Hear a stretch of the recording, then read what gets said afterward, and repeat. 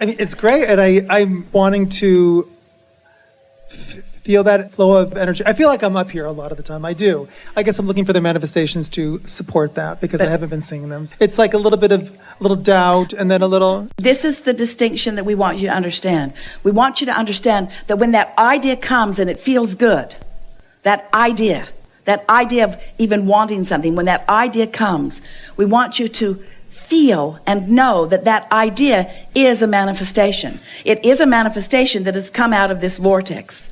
And that impulse to act is a manifestation. It's like the woman who wanted the $100,000 so that she could begin to travel. We wanted her to recognize all of the journey that she'd been on and the manifestations that were happening before she even came to the desire for the money to continue the journey. Okay, so let's do this. Yes. So I want a house on Martha's Vineyard. Yes. I want to be on the ocean.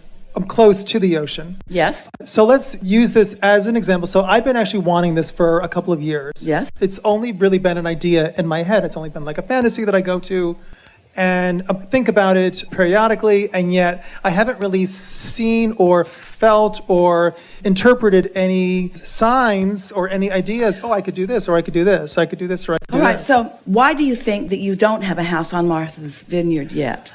Well, I don't have the money to buy it. I know. I'm not even close to it. And I feel the resistance in that. I do, of course.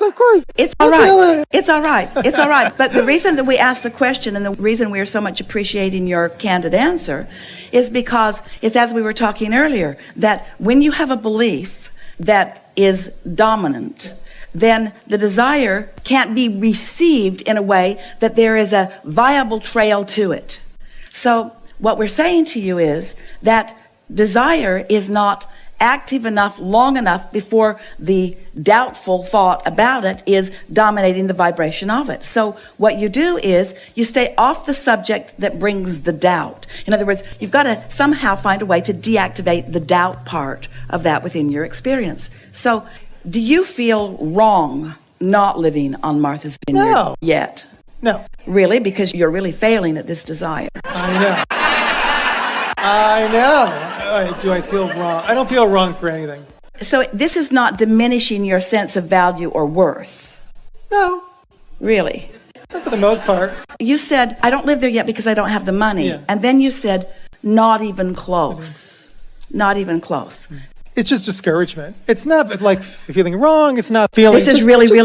Discouragement. So here's the question. Are you sometimes, when you're tapped in, turned on, and you in that receiving mode, the idea of that comes to you and it feels good for a moment before you crush it with your discouragement.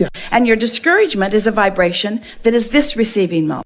So we just want to ask you a simple question. Which receiving mode do you think you're mostly in? The discouragement receiving mode or the exhilaration, all of the fantastic things about living there? Probably more here. So it's all right. 60-40, 70-30. 90-10. So... But it's okay because your inner being knows what you want and knows where you are. And so it's constantly offering you a thought that sort of sneaks up when you're not even looking about that. That's why your desire will never go away. It will always be alive. But the question is, how close to the receiving mode of that are you? So when you hit it head on, as we have sort of forced you to do through our impertinent questions here, it does activate a vibration that holds you in a holding pattern. And so you could avoid the subject altogether and focus on other things where it's easy for you to stay in the receiving mode. And if you could do that, your receptive mode about not having enough money would in time dissipate and this would be dominant, and then you would break through with some ideas. Does that make sense to you at all? Can you see that happening at all? Can you hear us when we say, if you could cease to offer the vibration of disappointment and doubt about something, that the cork would float to the surface of the water and you'd be right there where the ideas would flow? I'm going to have to get off the subject of owning a house, period. Because owning anything, whether it's a car or whether it's a house, I live in New York City, so I don't have a car. And I haven't had a car in years and years. Why not? Because I don't need one. I'm in New York, and because it's too expensive to have one in New York. All right, so there's that vibration again. So what you're saying, is that there are many things that you are living and that you're observing that cause you on a pretty regular basis to offer thoughts, to hold a vibration, to practice a vibration that doesn't allow you to be steadily in the receptive mode of something that you know for sure you want. But this is the thing that we so want you to hear. If you were not anywhere near that receptive mode, this is the most important thing that you'll ever hear from us. This is a really important breakthrough for you. This is really a wonderful thing for you to acknowledge. And we're happy that we're here as you're going to receive it. I got to go. I have to use the bathroom. Can we read? We'll tell it to the next guy. The fact that you know for sure, and we can feel it from you, we can feel the definition of it within you. The fact that you know for sure that this is something that you want means that you were in the receptive mode to receive that, and means that it is so much further along the way than you know. It exists and it is real and it will manifest into your experience. It is absolute. It is not in question. It is sure. If this time-space reality has the wherewithal to give you the contrast that causes it to grow, and you receive the idea of it that you want it, once that has happened, you're more than 90% along the way to the receiving of it, you see. You just have to bring it home by not doubting it and preventing it from coming into your experience. Now, we know that's hard to hear because most of you, accustomed to seeing things and having an emotional response to them. So something that you want is happening, then you have a good feeling. But if something that you don't want is happening, then you have a bad feeling. It's not the easiest thing in the world to be standing in the middle of something that you do not want and have the feeling of what you do want. And yet that really is the work. So you said something very smart. You said, I have to get off the subject of that, because when I'm on the subject of that, my disappointment dominates. Well, isn't that nice to know?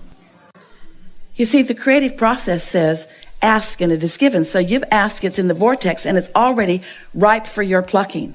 So if you stay on the subject of owning things, or on the subject of scarcity, or on the subject of any of these things that are bothering you, then you continue to throw new resistance on your path that prevents you from being in the receptive mode where something clicks that is the path to what you want. Did you hear that?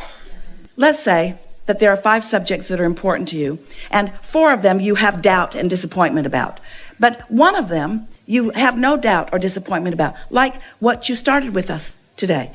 I have a lot of talent. I have a lot of creative ability. The things that I want often come to fruition. And so as you focus upon that one thing that doesn't hold you in the receiving mode of disappointment or overwhelmment, but holds you in the receptive mode of positive expectation and appreciation and passion and enthusiasm, as you focus on whatever it is that holds you in that vibration, you're going to be in the receptive mode of everything that's in your vortex. That's so important to understand. But you don't really know that. Instead, you want to talk about 5 things, and this one isn't working. So I've got this idea. I want to live on Martha's Vineyard. Dun, da, da, da, da, da, da, da, da. And then you do processes. How can I make myself believe that? Claw your way up the emotional scale.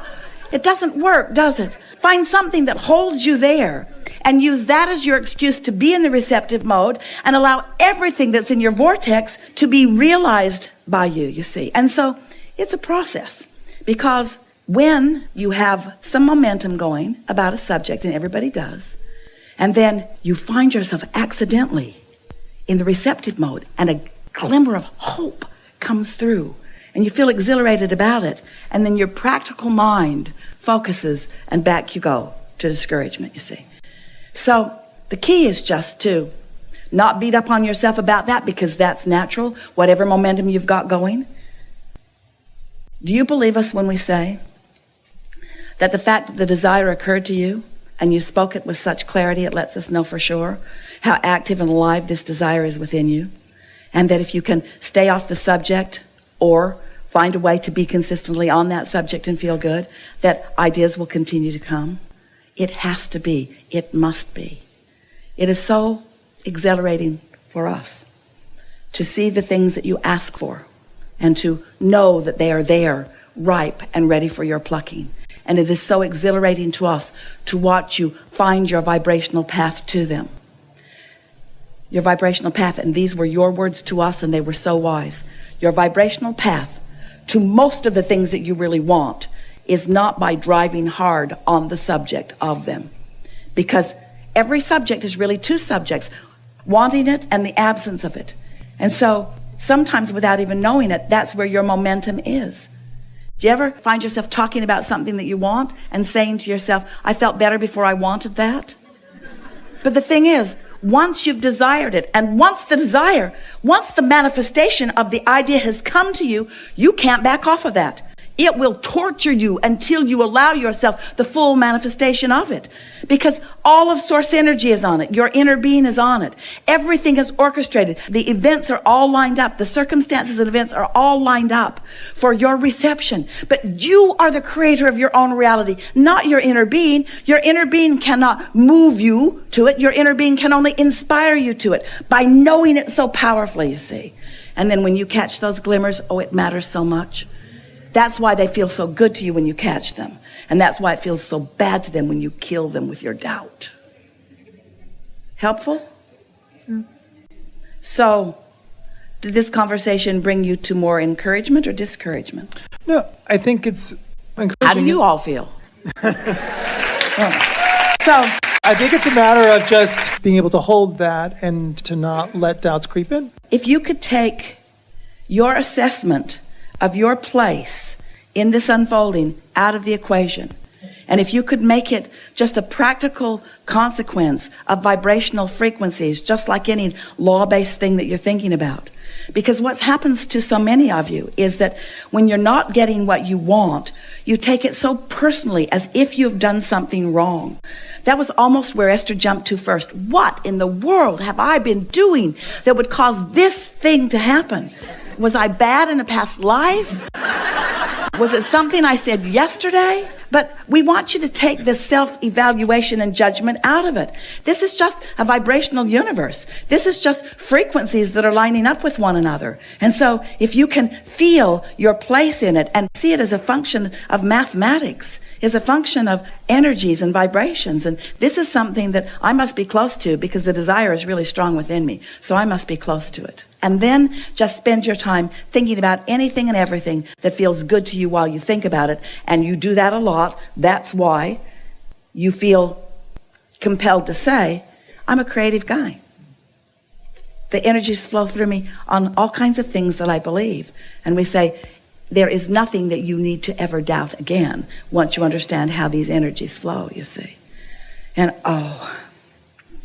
it's so nice to stand in a place where there's something that you want, because the exhilaration as you move through inspired thought and action from a place that is absence of what you want into places where it comes into greater and greater and greater and greater view, that's what you always want. As humans, you keep thinking that you're here, and those like you especially who are accepting that you create your own reality, you so often think that here I am, and when I get over there, I'm going to feel so much better, and you just want to jump over there. And we want you to understand that you didn't come to be from here over there. You came for the fun of being here and then moving over there by your deliberate attention and intent. It's the feeling of the movement. It's the feeling of the hands in the clay. It's the conscious realization that that thought caused this convergence and that thought caused that convergence. That the universe is on my side and therefore I must be worthy. Things are always working out for me, no matter how it looks at any point in time. Things are always working out for me. Because before any solution or any answer to a question can come, there has to be the awareness of the problem, which causes the asking of the question. There has to be a starting place. And the starting place, you must no longer condemn the starting place. And you must no longer condemn where you are. You must embrace where you are as an important and right part of the process, no matter where it is that you are. It's all right where I am. This is all right. This is all right. It's all right that this is happening. This is a good thing that's happening, not a bad thing that's happening. This is something that is happening on my way to who I really am. And once you've got that, then and only then can you live happily ever after. Because no matter how many of the things that you want, like a magnificent house on Martha's Vineyard, no matter how many magnificent things that you want and that come to fruition, As soon as it comes to fruition, and even before, there's going to be something else, and something else, and something else, and something else, and something else. And you will always, forevermore, as long as you are here in this physical body, you will always be in a place of not being the realizer, the full manifester, the full receiver.